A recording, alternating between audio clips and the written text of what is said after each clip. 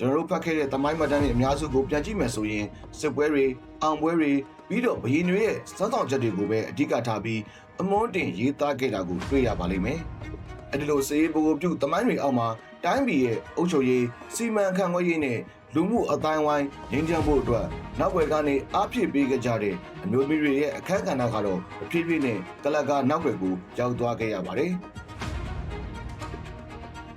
သမိုင်းဆိုတာအနိုင်ရသူတွေရေးတဲ့ရှိတဲ့မှတ်တမ်းတစ်ခုဆိုရင်အဲ့ဒီမှတ်တမ်းတွေရဲ့ကလကနောက်ွယ်မှာပြတ်ပွင့်နေတဲ့အမျိုးသမီးတွေရဲ့အတန်ကိုဘယ်သူတွေကြားဖို့ကြတယ်ခင်ဗျာ။ပရိသတ်ကြီးအားလုံးပဲမင်္ဂလာပါ။ Echo Initiative ကပေါ်ကကနေကြိုဆိုလိုက်ပါတယ်။ကျွန်တော်တို့သုံးနေတဲ့အမျိုးသားရေးဝါဒဆိုတဲ့စကားလုံးကိုယ်တိုင်ဟာမျိုးသမီးတွေကိုဖယ်ထုတ်ထားသလိုဖြစ်နေတဲ့အပြင်အတိတ်ကသမိုင်းအဆွဲတွေ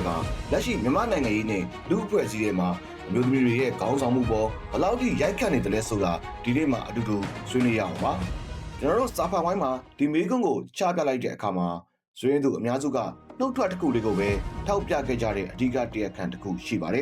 ်အဲ့ဒါကတော့ဘူဝါဒကြီးစိုးမှုသို့မဟုတ်ပက်ထရီယာချီလို့ဆိုတဲ့အတွေးခေါ်စနစ်ပါကျွန်တော်တို့ဖတ်ခဲ့တဲ့သမိုင်းမှတ်တမ်းတွေအများစုကိုပြန်ကြည့်မယ်ဆိုရင်စစ်ပွဲတွေအောင်ပွဲတွေပြီးတော့ဘရင်တွေရဲ့စမ်းဆောင်ချက်တွေကိုပဲအဓိကထားပြီးအမွှန်းတင်ရေးသားခဲ့တာကိုတွေ့ရပါလိမ့်မယ်။အဲဒီလိုစေးပိုပြုသမိုင်းတွေအောက်မှာတိုင်းပြည်ရဲ့အုပ်ချုပ်ရေးစီမံခန့်ခွဲရေးနဲ့လူမှုအတိုင်းဝိုင်းငြိမ်းချမ်းဖို့အတွက်နောက်ွယ်ကနေအားဖြည့်ပေးကြတဲ့အမျိုးသမီးတွေရဲ့အခက်အခဲကတော့တဖြည်းဖြည်းနဲ့ကလကနောက်ွယ်ကိုရောက်သွားခဲ့ရပါတယ်။တချို့သောအမျိုးသမီးခေါင်းဆောင်တွေကိုသမိုင်းမှာနာမည်ထုတ်ပြီးမှတ်တမ်းတင်ခဲ့တာမျိုးကတော့ရှိပါတယ်။ဒါပေမဲ့စိတ်မကောင်းစရာကသူတို့ရဲ့တက်မြတ်မှုနဲ့စွမ်းဆောင်ရည်ကိုအတိမတ်ပြုဖို့ထက်တိုင်းပြည်ပျက်စီးရခြင်းရဲ့အပြစ်တင်ခံရသူအဖြစ်ပိုပြီးတော့ပုံဖော်ခဲ့တာပါ။ဥပမာသမိုင်းစာအုပ်တချို့မှာဘုံမောင်ခေရဲ့နောက်ဆုံးမိဖုရားဖြစ်တဲ့စုဖျားလက်ကိုနိုင်ငံကြာရှုံးမှုရဲ့အဓိကတရားခံအဖြစ်နဲ့ပဲဆက်ဆက်ပြီးတော့တစ်ဖက်သက်ပုံဖော်ထားတာမျိုးတွေ့ဘူးကြမှာပါ။ဒါကကျွန်တော်တို့ကိုဘာပြနေတယ်လဲဆိုရင်သမိုင်းဆိုတာဖြစ်ပျက်ခဲ့တဲ့ဖြစ်ပျက်တွေကိုဒီအတိုင်းမှတ်တမ်းတင်ထားအောင်တတ်မဟုတ်ဘူး။အဲ့ဒီသမိုင်းကိုဘယ်သူတွေရေးသားခဲ့တယ်လဲဘလို့အမြင်ဘလို့ပတ်လိုက်မှုတွေနဲ့ရေးသားခဲ့တယ်လဲဆိုတာကပို့ပြီးတော့အရေးကြီးကြောင်းတတ်သိပြနေတာပဲဖြစ်ပါတယ်။ဒါကြောင့်မို့လို့ဆွေးနွေးသူအများစုရဲ့တူညီတဲ့အမြင်ကတော့အမျိုးသမီးတွေကသမိုင်းထဲမှာတကယ်ပဲမရှိခဲ့လို့ပျောက်ကွယ်နေတာမဟုတ်ပါဘူး။တကယ်တမ်းပျောက်ကွယ်သွားတာကတော့သူတို့ကိုအသိမှတ်ပြုထားတဲ့မှတ်တမ်းတွေသာဖြစ်ပါတယ်။ကျွန်တော်လူဖွဲ့စည်းမှာမျိုးသားဥဆောင်မှုကိုပဲအစဉ်အဆက်အားပေးခဲ့တဲ့လူမှုယဉ်ကျေးမှုတွေဘာသာရေးအယူအဆအလွဲတွေနဲ့ကျမတုံလို့မိုးမလင်းဘူးမိမဖြတ်လို့ပြီးပြတ်တယ်ဆိုတဲ့စကားပုံတွေကအမျိုးသမီးတွေကိုနောက်တန်းမှာပဲလေးစေခြင်းနဲ့အတွေ့ခေါ်ကိုမျိုးဆက်တစ်ခုပြီးတစ်ခုဆက်လက်ထုတ်လုပ်ပေးပြီးအုံနောက်ဆေးခဲ့ကြပါတယ်။သမိုင်းကိုရေးသားတဲ့သူတွေမှတ်တမ်းတင်တဲ့သူတွေကလည်းအများအပြားအာဏာရှိတဲ့အမျိုးသားအုပ်စုတွေဖြစ်နေကြတာမို့လို့စစ်ပွဲတွေရဲ့နောက်ွယ်ကအမျိုးသမီးတွေရဲ့ပံ့ပိုးမှုကိုတမင်သက်သက်ပဲဖြစ်ဖြစ်မသိစိတ်ကပဲဖြစ်ဖြစ်မိမောင်းထိုးပြဖို့မီဒီယာနေခဲ့ကြပါတယ်။အဲဒီထဲမှာပို့ပြီးတော့စိတ်မကောင်းစရာကောင်းတာကတော့လူနည်းသူတိုင်းရင်းသားအမျိုးသမီးတွေရဲ့သမိုင်းပဲဖြစ်ပါတယ်။သူတို့ကတော့နှဆာသောဖျောက်ဖျက်မှုကိုရင်ဆိုင်ခဲ့ရပါတယ်။ပထမတစ်ချိန်ကမျိုးသမီးဖြစ်တဲ့အတွက်ဖုံးကွယ်ခံရပြီးဒုတိယတစ်ချိန်ကတော့လူနည်းသူတိုင်းရင်းသားဖြစ်တဲ့အတွက်ထပ်မံဖုံးကွယ်ခံရတာပါသူတို့ရဲ့ထက်မြက်တဲ့ဥဆောင်မှုနဲ့နိုင်ငံရေးပေါဝင်မှုတွေအကြောင်းကိုသမိုင်းမှာရှာမတွေ့ပဲဒီပခါတွေကြားထဲမှာနာကျင်မှုခံစားခဲ့ရတဲ့အတွေ့အကြုံလောက်ကိုပဲအရန်တားအနေနဲ့ပြသတာခံခဲ့ကြရပါတယ်ဒါကြောင့်အမျိုးသမီးတွေသမိုင်းထဲမှာပျောက်နေရလားဆိုတဲ့မိခွန်းရဲ့အဖြေကလုံးဝမဟုတ်ပါဘူးသူတို့ဟာသမိုင်းရဲ့အစိပ်ပိုင်းတစ်ခုအနေနဲ့အမြဲတမ်းရှိနေခဲ့တာပါဒါပေမဲ့လူမှုယဉ်ကျေးမှုဘာသာရေးယူဆတွေဟိုဝါဒကြီးစိုးမှုလူမျိုးကြီးဝါဒနဲ့အာဏာတည်ဆောက်ပုံတွေကပဲသူတို့ရဲ့အတန်ကိုမေးမိန်အောင်တမင်တကာလုပ်ခဲ့တာဖြစ်ပါတယ်ဒီလိုအတိတ်ကသမိုင်းရေးသားပုံစနစ်ဆိုးတွေကဒီနေ့ခေတ်ထိရိုက်ခတ်မှုတွေရှိနေသေးပါခေါင်းဆောင်မှုအာဏာနဲ့ဆုံးဖြတ်ချက်ချမှတ်မှုဆိုတာကြောင်ကြားတွေနဲ့ပဲပို့ပြီးတော့သက်ဆိုင်နေဆိုတဲ့အမြင်တွေကလူ့ဖွဲ့စည်းရဲ့အသိစိတ်ထဲမှာအမြင့်တွယ်နေတော့ဖြစ်ပါတယ်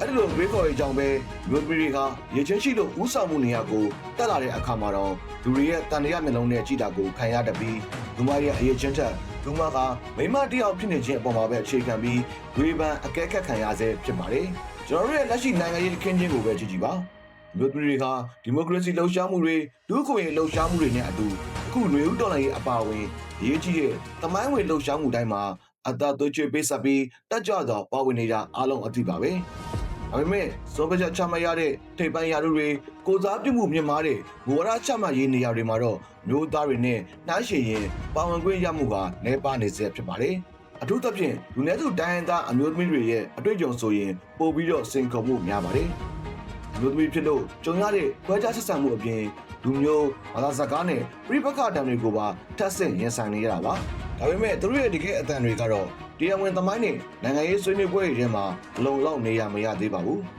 ဒါကြောင့်သမိုင်းဝင်လေးဆိုတာအတိတ်မှလည်းကြံခဲ့တာမဟုတ်ပါဘူး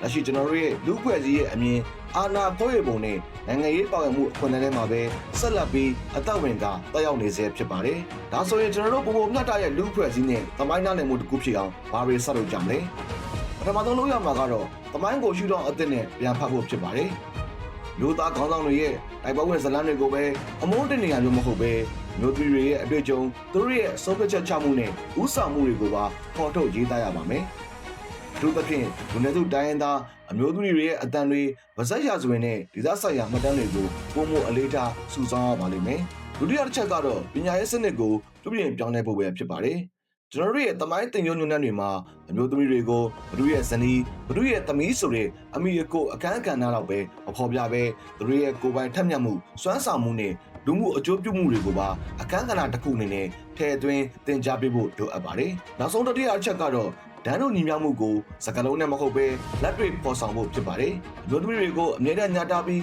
ကာကွယ်ပေးရမယ့်သူတွေအဖြစ်မြင်ရမယ့်အစားရင်ပေါင်တန်လှုပ်ဆောင်နိုင်တဲ့ယုံကြည်စိတ်ချရတဲ့လုပ်ဖို့အကန့်အသတ်ဖြစ်မြင်တတ်ဖို့ပဲလိုပါတယ်။အဖွဲ့အစည်းတွေမှာလည်းမျိုးသမီးပါဝင်မှုကိုဂိမ်းကနန်းပြည့်ယုံကိုတာပြည့်ယုံသက်သက်ထည့်သွင်းတာမျိုးထက်သူတို့ရဲ့စစ်မှန်တဲ့အတန်နဲ့ဩစာလုံးမှုအမှန်တကယ်ရှိစေဖို့ကတော့ပိုပြီးတော့အရေးကြီးပါတယ်ခင်ဗျာ။ဒါကြောင့်မို့လို့ကျွန်တော်တို့ရဲ့မြန်မာသမိုင်းကိုပြန်ကြည့်တဲ့အခါမျိုးသမီးတွေကသမိုင်းထဲမှာတကယ်ပဲမရှိခဲ့ကြလား။ဒါမှမဟုတ်သူတို့ရဲ့အတန်တွေကိုကျွန်တော်တို့ကပဲမျက်ကွယ်ပြုတ်ခဲ့ရလားဆိုတာကိုပြန်စဉ်းစားဖို့လိုအပ်နေပါပြီ။အားကြောင့်လဲဆိုတော့အခါတည်းသမိုင်းထဲမှာတကယ်ပြောင်းဆုံးနေတာဟာလူတွေမဟုတ်ပဲသူတို့ရဲ့အတန်တွေကိုနားမထောင်ခဲ့တဲ့မှတ်တမ်းတွေသာဖြစ်နိုင်လို့ပါ။နာဂတ်မှာပုံမဒန်းလူညီများတဲ့လူ့ဖွဲ့စည်းတစ်ခုဖြစ်လာဖို့ဆိုရင်မျိုးသမီးတွေကိုသမိုင်းရဲ့နောက်ခံဆက်ရံတွေအဖြစ်အမြင်တော့ပဲသမိုင်းကိုဖန်တီးခဲ့တဲ့အရေးပါတဲ့အင်အားစုတွေအဖြစ်အတိအမှတ်ပြုရပါမယ်။ဒီပြန်ထဲမှာပဲဘရင်တွေစစ်ပွဲတွေအပြင်လူနည်းစုတိုင်းရင်းသားလူမျိုးစုတွေနဲ့မြင်သာခဲ့တဲ့အုပ်စုအားလုံးရဲ့အတန်ပါဝင်တဲ့အားလုံးပါဝင်သောသမိုင်းကိုတည်ဆောက်ဖို့လိုအပ်ပါတယ်။ပြောင်းလဲမှုဆိုတာထိပ်ပိုင်းမှုဝါဒတွေမဟုတ်ပဲကျွန်တော်တို့ရဲ့မိသားစုနဲ့နေ့စဉ်ဘဝတွေမှာလည်းစတင်နိုင်ပါတယ်။မိန်းကလေးဆိုရင်ဒီလိုပဲတင်ရမယ်ဆိုတဲ့ကန့်သတ်ချက်တွေကိုစွန့်လွှတ်ပြီးဓာတ်တူအခွင့်အရေးတွေကိုလက်တွေ့ကျင့်သုံးဖို့လိုအပ်ပါတယ်။နေ့ချရွာရင်ပျောက်ဆုံးနေတဲ့အမျိုးသမီးတွေရဲ့အတန်ကိုပြန်လည်ဖော်ထုတ်ဖို့တဲ့အတိတ်ကိုပြန်ရှာဖွေရုံတင်မဟုတ်ပါဘူး။လက်ရှိအမျိုးသမီးတွေရဲ့အတန်ကိုတန်မိုးထားနားထောင်ပေးရဲ့လူမှုအတိုင်းအဝိုင်းတစ်ခုကိုယခုကတည်းကတည်ဆောက်ခြင်းပဲဖြစ်ပါတယ်ခင်ဗျာ။အဆုံးထိနားဆင်ပေးခဲ့တဲ့အတွက်အားလုံးကိုကျေးဇူးတင်ပါတယ်။နောက်ထပ် podcast အစီအစဉ်မှာလည်းပြန်လည်ဆုံတွေ့ကြပါမယ်။ကျွန်တော်ကတော့ကောင်းတန်ပါ။